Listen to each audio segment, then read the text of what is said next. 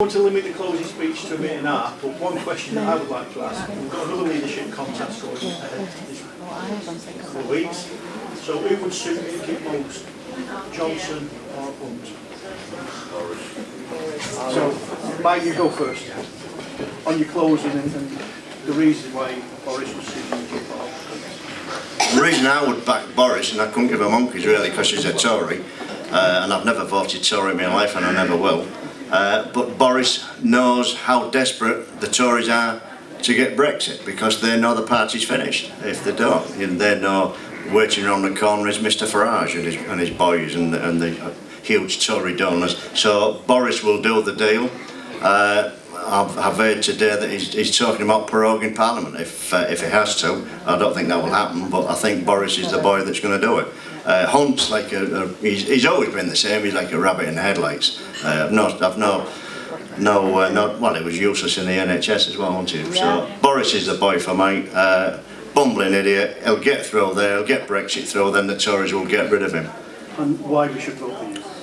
Right, why you should vote for me? As I say, I've been every senior position within the party. I've seen how it works. I've seen how it goes. But I want change. I want change in the party. I want to see the membership have more of a say in the party. My structure, which you will see tonight, gives you that. It brings regional representation to the NEC. It brings a management structure to the party. When I was regional chair and regional organiser, I noticed regional chair, regional organiser and the NEC, all three bodies never spoke to each other. They didn't know what the other one was doing. It was absolutely ridiculous. So you went to a branch meeting and the branch said, what happened at the meeting? They said, we can't tell you. That was Steve Crowther. Don't let them know. Keep them in the dark.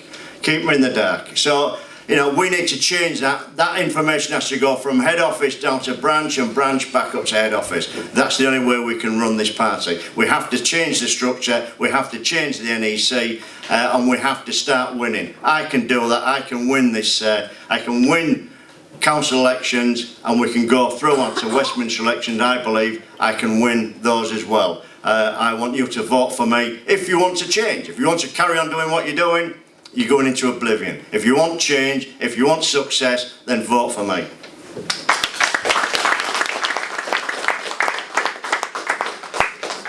I was sorry, Fred, I was going to come reverse order from the way we Okay, it's Boris, because out of the two of them, he's most likely to deliver Brexit, and whether or not it's in UKIP's interests, I don't care. It's what we voted for and it's what's in the country's interests, and that's what matters. Now coming to UKIP, beyond Brexit, I am the candidate that is going to take you beyond Brexit. Now you might have noticed something interesting. I'm the only woman here. Not that I think we should have quotas. I believe it should always be on merit, but I am the only woman. You are voting for change. I will bring you that change. I'll bring you it on two levels. Ben is not the only one who wants to go back to the grassroots. Mike is not the only one who wants to get it restructured. I want the transparency. Mike is absolutely correct that we should all have those channels and that network going from member up through the branches, up through the regions and onto the NEC and the leadership team. It's absolutely vital. As I said earlier, you are the team, every single one of you, because you are the ones going out on the streets getting us those votes. On policy, we need to get back to the key, the economy. If we do not have a vibrant economy, if we don't get a better tax policy, if we run along these socialist Corbynist routes, well, that's where Venezuela lies. If you want a decent national health service, if you want proper defence, proper border control, if we want to treat our soldiers properly, we need a good economy to provide the means to do it. And I believe that with my policies and under my leadership, we can get a great party again where we're all working together as one team.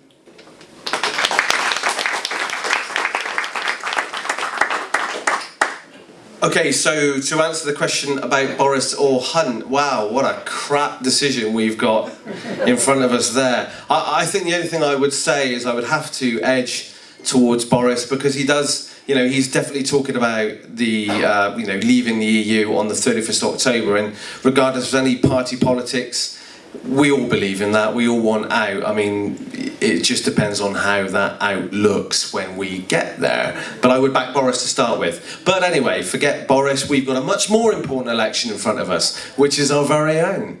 I would say, you know, if you want to move forward in a progressive manner, if you want to be part of a party where it concentrates on its branches and its members and their engagement, then you vote for me. If you want to be part of a party which is going to move forward and carry the membership with us with a very, you know, out there kind of radical live manifesto with a central policy unit of which you can all feed into, then you need to vote for me. If you want to be the party of the NHS, of law and order and of defence, then you need to vote for me. We're at a turning point here, guys, and I think that turning point is we need to get our messaging right. Our shopfront policy has to be up there, and you need someone who can resonate and relate to the masses, and we start to win at the ballot box again. And I'm sorry, I'm not sorry actually, the only person that you're going to get that from is me. Vote for me, and I promise you we will be that success again.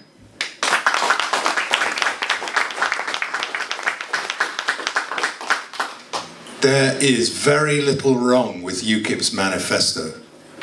Very little. It's a fantastic manifesto. If you haven't read it, go and read it. So our main problem, the main thing that needs to change is presentation. We need to go on the media, look more plausible. We need to put out better output, whether it's leaflets or what we say online or what we've got on our website. We need to actually improve our internal communications. We need a forum that every member is a part of and visits regularly, that every member has the power to vote for suggestions, for policies, and get things in front of the NEC, in front of the leader, in front of the spokespeople in the party, so that there's actual communication going on internally in the party, which is severely lacking at the moment. I'm going to actually provide that software. I'm going to make sure that it is rolled out and that you have software that enables you to communicate with each other, to run branches, to run wards, to run constituency elections effectively. One question which is you're dying to ask, so I'll let you ask the question because you said it's just a yes/no answer. So ask your question. Do you oppose the Islamification of Britain? Yeah, just a yes/no. Yes. Yes. Absolutely. Yes.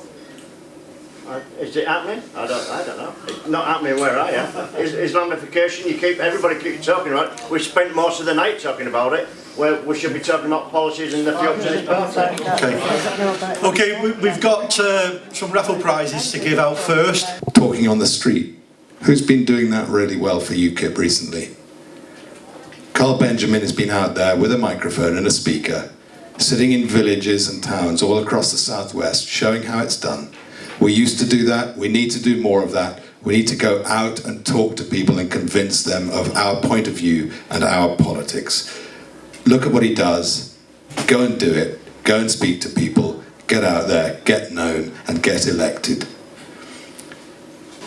As I mentioned earlier, I've written some canvassing software. It's going to put you in touch with the people in the wards and the constituencies that you live in. And finally, just remember what it felt like, whether it was midnight on the 23rd of June 2016, when you saw the Sunderland result come in, and you suddenly realised that we might actually do it. Or if you woke up the next morning and you heard the news and leapt in the air for joy, just remember what that felt like.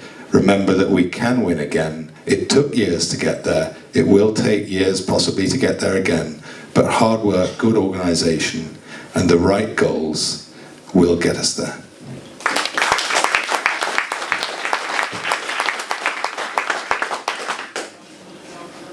We have certainly got most of the right policies, and we don't need the Brexit Party stealing them as confirmation. We knew that already. These policies are good, but they haven't been presented well, and further, they haven't been followed through. Instead, an agenda that has been followed, which is not according to the manifesto. So following our own manifesto would be pretty good.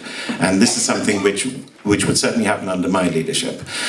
The point is, leadership is about teams and building, but it's also about presentation and charisma. I'm not really contradicting anything any other candidate has said. I'm just going a bit further and developing it. I will do it in two ways.